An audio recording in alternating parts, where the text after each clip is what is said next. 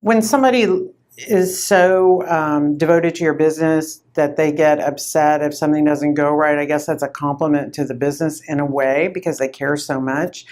But I don't like to see people crying at the bakery. The men generally don't cry. The women, usually almost all of them, have shown up in the office crying. We keep Kleenex in the office. And we have artists that work for us as well, so you have to keep that in mind. I don't think it's a sign of weakness to cry. I think it's a sign of caring, that you care so much, that you get so upset and you cry. I'm telling you now from the perspective of the employee. So as an employee, just keep it in perspective, okay? Now, if you're working in the emergency room of a hospital, that's totally different than working in a bakery. Bakery, it's bread and cake, all right? I don't like it if a customer makes one of our employees cry over bread and cake. I don't like that. And I usually escort them to the door in that case because they need to keep things in perspective, and we have a lot of young kids that work for us. So I don't like them to have that experience.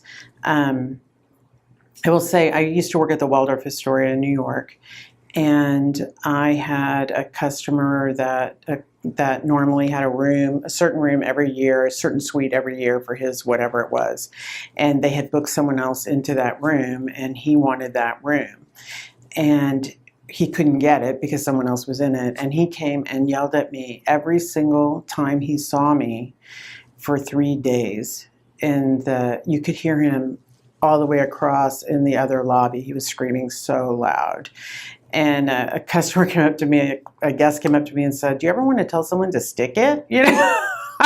And so I took it, but then I went in the back and I started crying because it hurt that he was yelling at me. But you can't take that personally. He was yelling because he didn't get his room. Anyway, my manager on duty said, "You know what, Janice, go send him some flowers and some fruit trays, and I'm sure it will come out okay." Well, it did, and he turned out to be one of my best guests.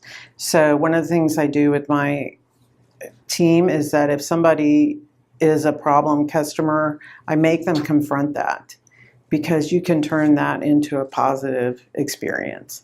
So as far as a business owner and being stressed, I just don't do that.